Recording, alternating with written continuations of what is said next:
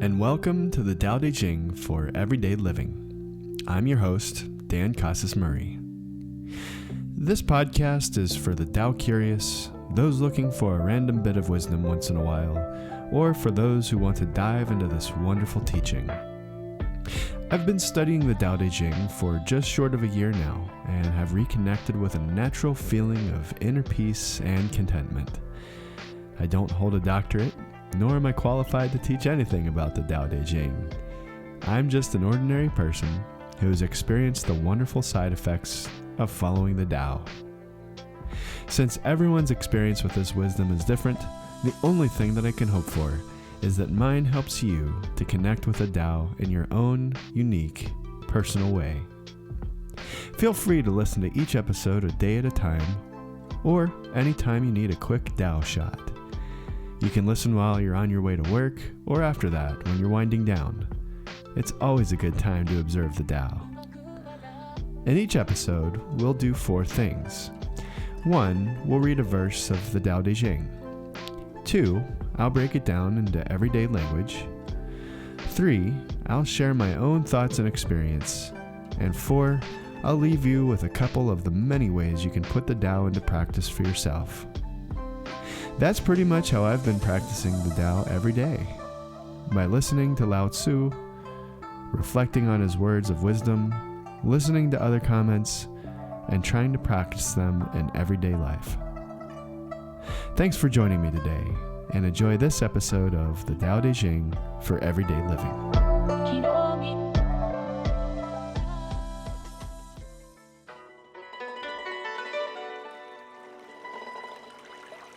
Verse 6, Creating with the Tao. The spirit of the valley never dies. It is called the mystic female. The door of the mystic female is the root of heaven and earth. Continuously, it seems to remain.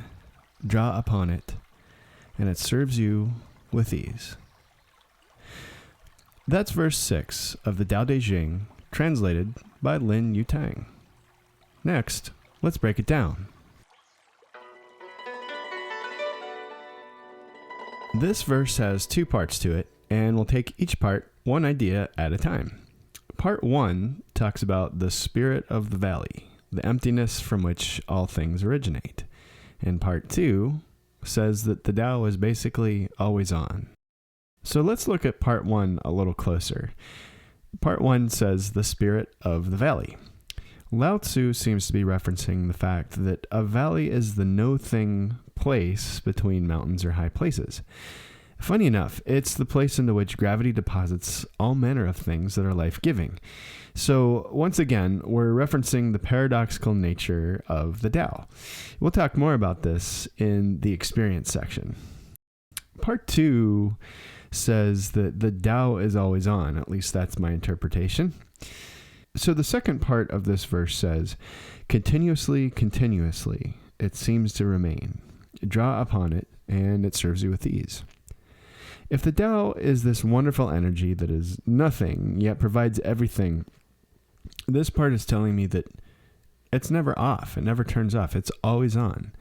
The Tao isn't something that needs a break. Just like gravity, it's always there and always doing its thing. So to wrap it up, let's remember that verse 6 has 2 parts. Part 1 talks about the spirit of the valley, or the emptiness from which all things originate. And part 2 talks about the Tao always being on. Now, let's put that back together. I'll read verse 6 again.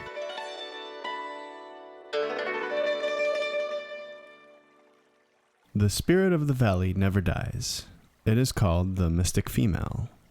The door of the mystic female is the root of heaven and earth.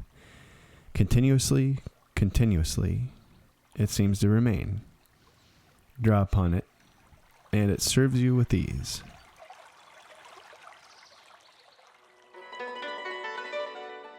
Now, I'd like to share a little bit about my experience with this verse.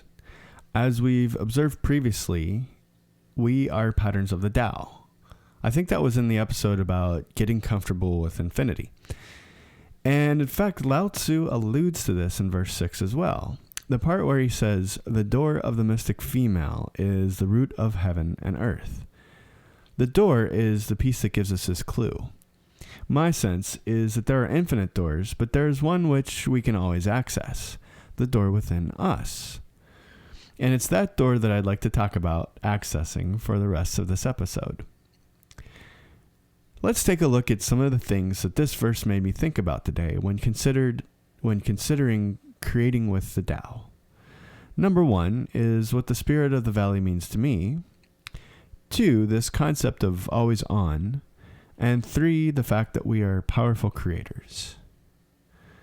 Let's examine what the spirit of the valley means to me now.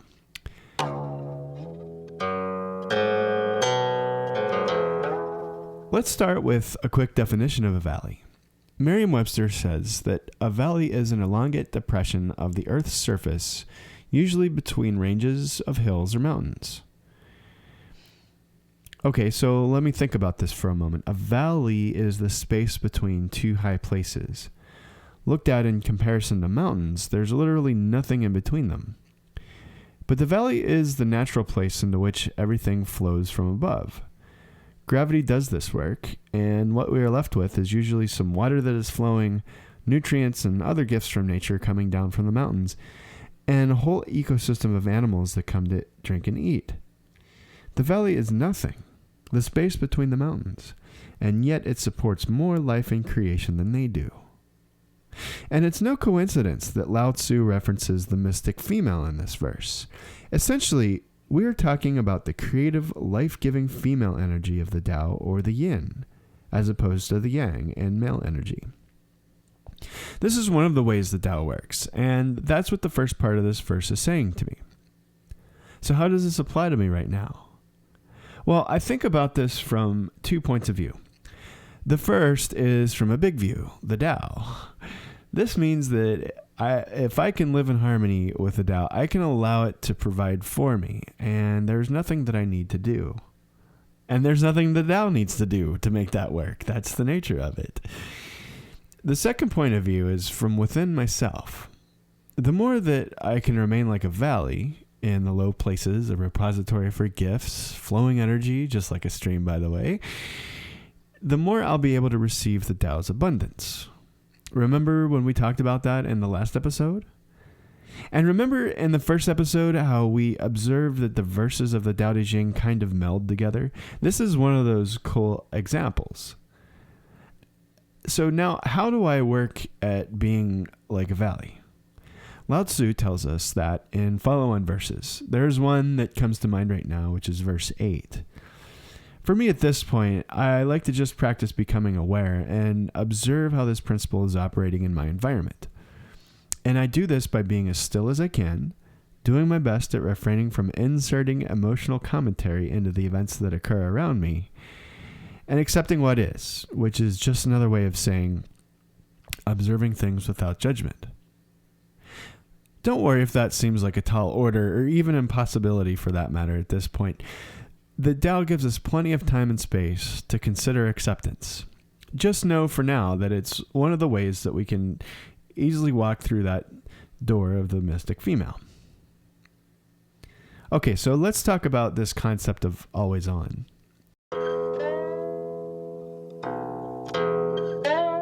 If you'll recall verse 5, we saw that the Tao is impartial. It doesn't care who's who or what so-and-so is doing or thinking. The Tao gives without judgment and without expectation of a return. And also remember that we talked about getting comfortable with infinity in verse 4, and this applied to both time and space. Just to recap that, we said that if the Tao is bigger than the biggest thing we can imagine, and we looked at the observable universe, which is vast, then time must work the same way, infinitely. So there was always and never a midpoint in time, which means, in a nutshell, that it doesn't really exist. If that's the case, there's only ever one tense that applies to us, and that is the present. So if the Tao is infinite, and it's always now, I mean never yesterday or tomorrow, then it makes sense that the Tao is always on. It never sleeps. It never takes a break. The Tao's default and only setting is ever only on, which is awesome for us because it basically means that we are continuously provided with everything we ever need. The well never runs dry, there is no scarcity, and there is no lack of Tao for anyone ever. It is, and it's always on. And the more we make ourselves open to the Tao, the more we can live in harmony with it, and the more it gives. So if the Tao is always on, and we are patterns of the Tao, let's look at the next implication of this verse, that we are always on as well. This is the third part where we discuss how we are powerful creators.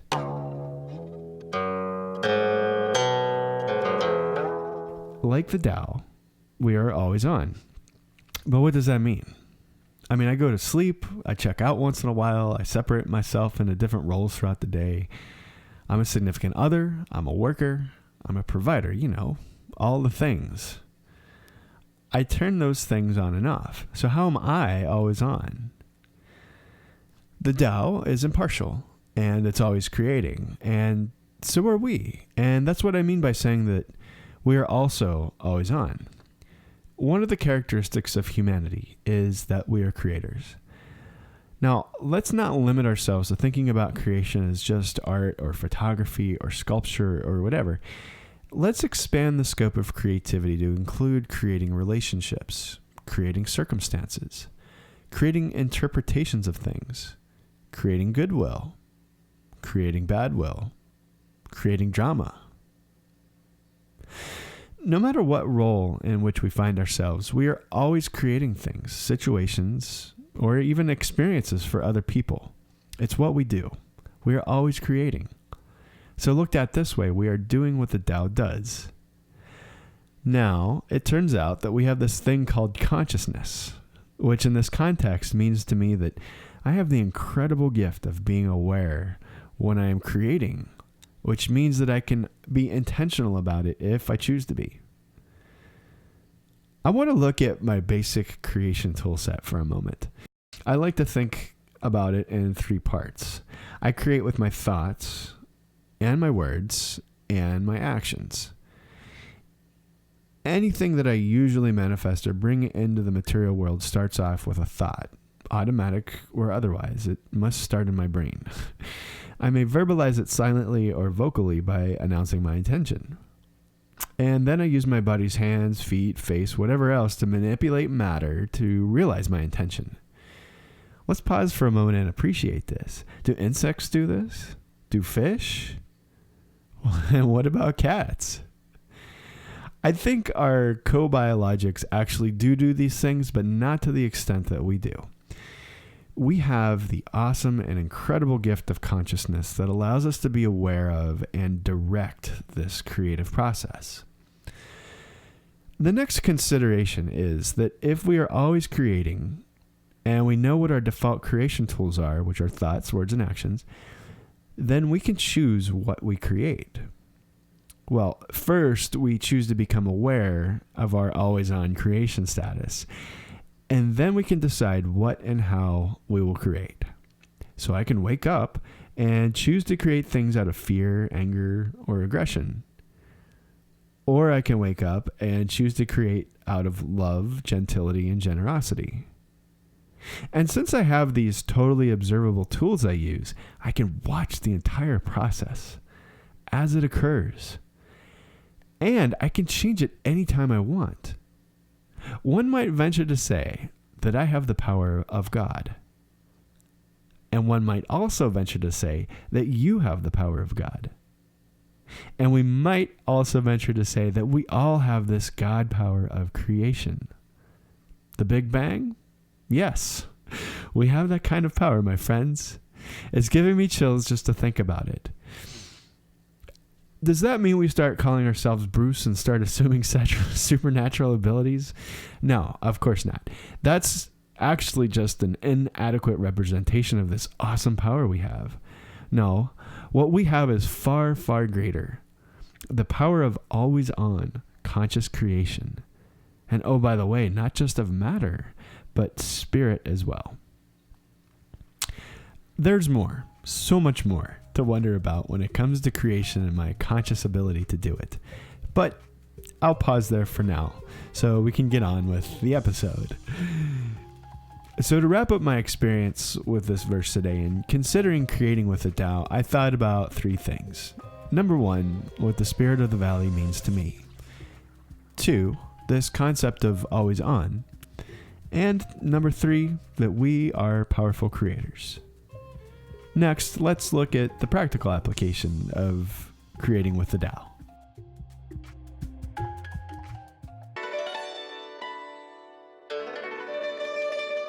For the final piece of this episode, let's consider how we can apply the principle of creating with the Tao in this verse today.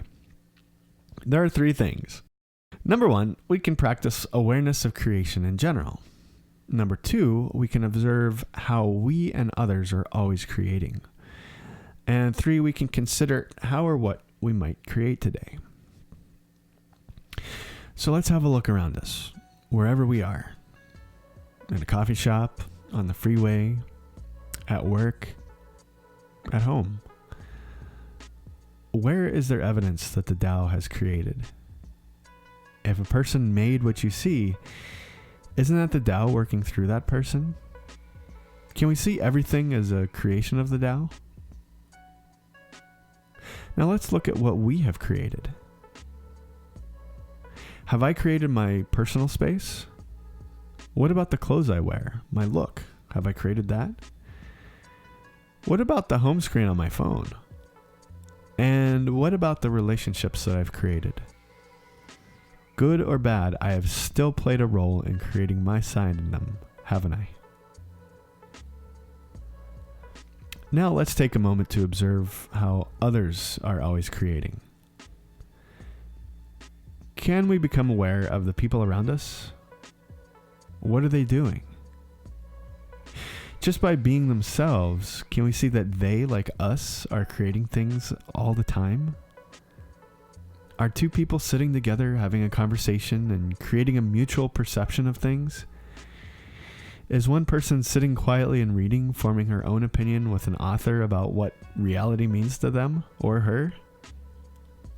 What are the people in your life around you doing right now?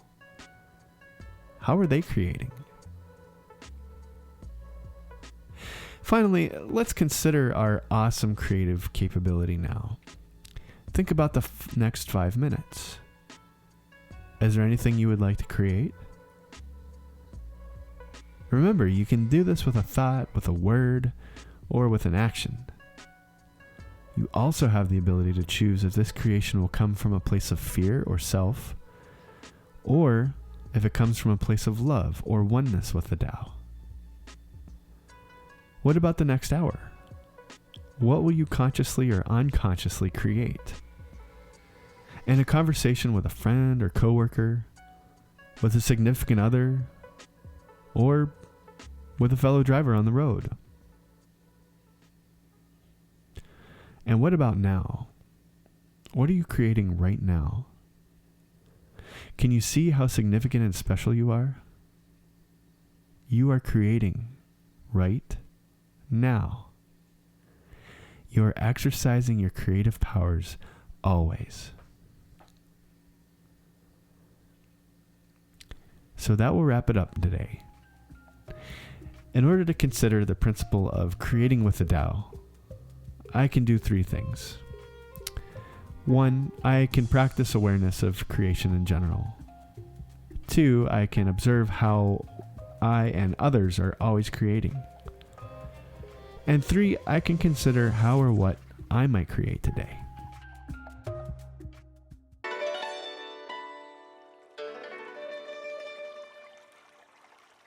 Let's go ahead and wrap this episode up, and I will leave you with a final reading of verse 6, translated by Lin Yutang. The spirit of the valley never dies. It is called the mystic female. The door of the mystic female is the root of heaven and earth. Continuously, it seems to remain. Draw upon it, and it serves you with ease.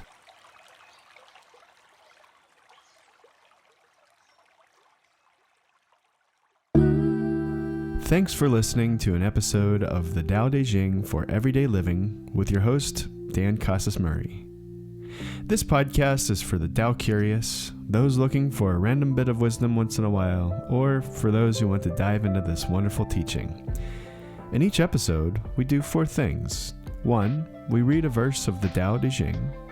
2, we break it down into everyday language. 3, we discuss my own thoughts and experience with the Tao. And 4, we look at a couple of the many ways you can put the Tao into practice for yourself. That's pretty much how I've been practicing the Tao every day. By listening to Lao Tzu, reflecting on his words of wisdom, listening to other comments, and trying to practice them in everyday life. I'm pretty sure that as I learn about and experience more of the Tao, all my thoughts and lessons will change. I wish the same for you as you grow along your journey. If you found something meaningful in this podcast and would like to discuss it with others, I'd like to encourage you to subscribe to the subreddit Taoism. That's reddit.com/r/Taoism. Also, I'd invite you to share this podcast with friends if you think it would benefit them. As always, I wish you love, compassion, and peace. Thanks for listening.